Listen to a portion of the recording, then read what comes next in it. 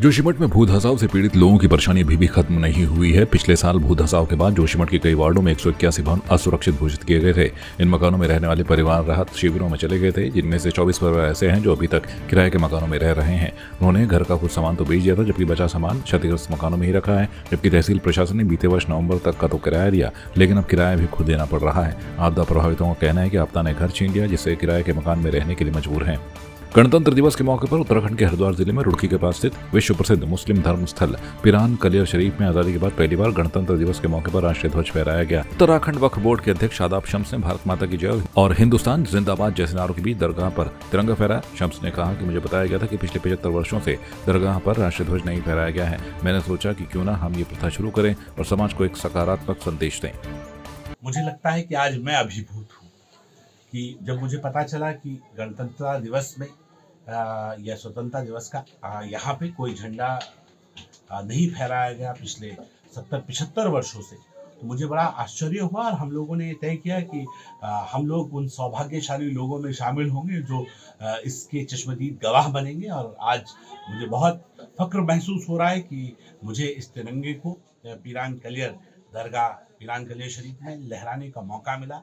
और मुझे लगता है कि ये पॉजिटिव नोट है और हम यहाँ आज वादा करते हैं कि आज के बाद जब तक हम जिंदा हैं यहाँ हर साल ये तिरंगा लहराएगा। 15 अगस्त पे भी और 26 जनवरी पे भी ये हमारा कमिटमेंट है। जो चूकें पहले हुई हैं, वक्त के हिसाब से कहाँ गलतियाँ हुई होंगी, उन गलतियों को सुधारते हुए अब हम आगे बढ़ रहे हैं, क्योंकि ये नया भारत है, ये बदलता हुआ भारत है, जहाँ राष्ट्रवाद विचारधारा से ओतप्रोत तमाम लोग इसमें शामिल हो रहे हैं। मुझे लगता है जिस तरह से आज यहाँ भारत माता की जय के नारे लगे हैं, हिंदुस्तान जिंदाबाद के नारे लगे हैं, वो बताता है कि पूरा मुल्क एक सूत्र में बंधा हुआ है और सब लोग ये चाहते हैं कि बड़ी आन बान शान के साथ अपने तिरंगे का हमेशा सम्मान करते रहें। ये एक नई नजीर प्रारंभ हुई है यहाँ पे, मुझे लगता है ये अब आगे चलती रहेगी। मदरसों के पाठ्यक्रम में भगवान राम के बारे में पढ़ाया जाएगा, इस बारे में चर्चा तेज हो रही है। दरअसल उत्तराखंड वक्फ बोर्ड के संचालित मदरसों में पढ़ने वाले बच्चे भगवान श्री राम की कहानी भी पढ़ेंगे। वक्फ बोर्ड के अध्यक्ष शादाब शम्स ने इस बारे में जानकारी दी है। उन्होंने कहा कि मार्च में शुरू होने वाले सत्र में नए पाठ्यक्रम को लागू किया जाएगा। शादाब शम्स ने कहा कि आधुनिक मदरसों में औरंगजेब के बारे में नहीं पढ़ाया जाए, बल्कि भगवान राम और नबी को पाठ्यक्रम में शामिल किया जाए। ये विषय आया है कि मुझे लगता है कि श्री राम के बारे में जो वजूद है वो अपने आप में गाथा कहता है। कौन है श्री राम? है राम के वजूद पे हिंदुस्तान को नाज, अहले नजर समझते हैं उनको इमाम हिंद। ये अल्लामा इकबाल साहब ने शेर कहा और कहा कि हम अहले नजर उनको इमाम हिंद समझते हैं। इमाम वो होता है जिसके पीछे आप नमाज पढ़ते हैं, जिसको आप फॉलो करते हैं। तो इमाम जो श्री राम है, उनका कैरेक्टर ऐसा है कि उनको फॉलो करना चाहिए, और फॉलो तब करेंगे जब आप उन्हें पढ़ेंगे। और मैं ये मानता हूं कि जो बेटा अपने वालिद मोहतरम के कौल के लिए राजपाट को लात मार के वनवास चला जाए, कौन नहीं चाहेगा ऐसा बेटा? कौन नहीं चाहेगा ऐसा बेटा? मैं कहता हूं कि ये जो खूबसूरती है, ऐसा किरदार जिसने अपने बिना सेना के अपनी पत्नी के आत्मसम्मान की रक्षा करने के लिए एक महाबली से जंग छेड़ दी और कहा कि कुछ हो जाए मैं अपनी पत्नी को इस तरह से ले जाने वाले को छोड़ूंगा नहीं। मुझे लगता है वो कैरेक्टर ही अलग है। श्री राम का जो किरदार है, मैंने बड़े आइम्मा से बात की, उन्होंने कहा ये किरदार नबियों वाला किरदार है, ये किरदार बड़ा किरदार है। इसलिए मैं ये मानता हूं कि ऐसे किरदार को हम अपने बच्चों को, जहां मदरसे में मोहम्मद साहब को पढ़ाएंगे, साहबा को पढ़ाएंगे, वहां श्री राम को भी पढ़ाएंगे। और मुझे लगता है यही खूबसूरत भारत की शुरुआत।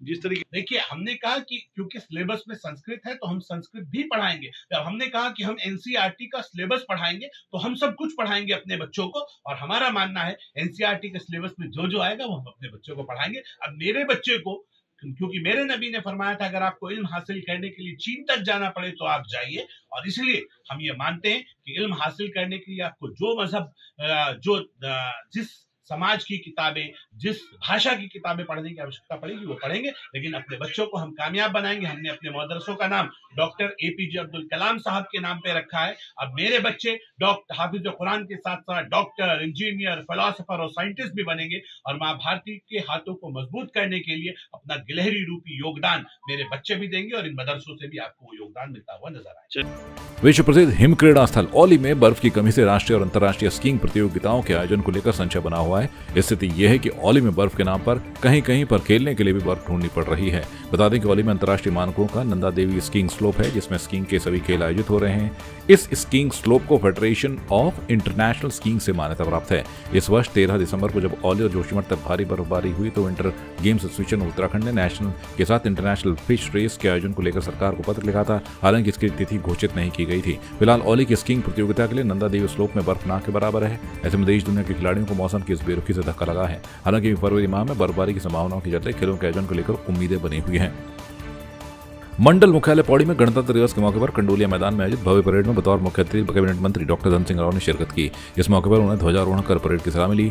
इस मौके पर उन्होंने देश के वीर स्वतंत्रता सेनानियों को याद करते हुए उन्हें श्रद्धांजलि दी। साथ ही उत्कृष्ट कार्य करने वाले पुलिस जवानों और विभिन्न विभागों के अधिकारियों कर्मचारियों को भी प्रशस्ति पत्र देकर सम्मानित किया। इस दौरान विभिन्न विभागों ने झांकियां निकाली, जिसमें संस्कृति विभाग के कलाकारों और स्कूली बच्चों ने देशभक्ति कार्यक्रमों की रंगारंग प्रस्तुतियों से दर्शकों का मन मोह लिया। हमारा जो 75वां गणतंत्र दिवस है बड़े धूमधाम से मनाया गया और हजारों बच्चों की तरफ से आज तिरंगा यात्रा भी निकाली गई। जिला प्रशासन के द्वारा आज यहाँ पे भव्य परेड का आयोजन किया गया और मैं जिला प्रशासन को भी अपने पुलिस के सभी अधिकारियों को कार्मिकों को बहुत बहुत बधाई दे रहा हूँ कि एक भव्य आयोजन आज पौड़ी में किया गया है।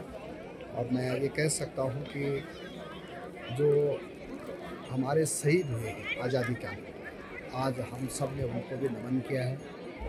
और पौड़ी जिला तो वैसे भी चाहे आज़ादी का आंदोलन हो, चाहे कोई भी लड़ाई, उसमें पौड़ी जिले की बहुत अग्रणी भूमिका रही है। आज उन सभी शहीदों को हमने यहाँ पे मनाया। आज बहुत ही शुभ दिन था कि आज हम लोग 75वां गणतंत्र दिवस मना रहे हैं। इस अवसर पर मैं सर्वप्रथम अपने क्षेत्रवासियों को और अपने प्रदेशवासियों को ढेर सारी शुभकामनाएं प्रेषित करता हूं। और साथ ही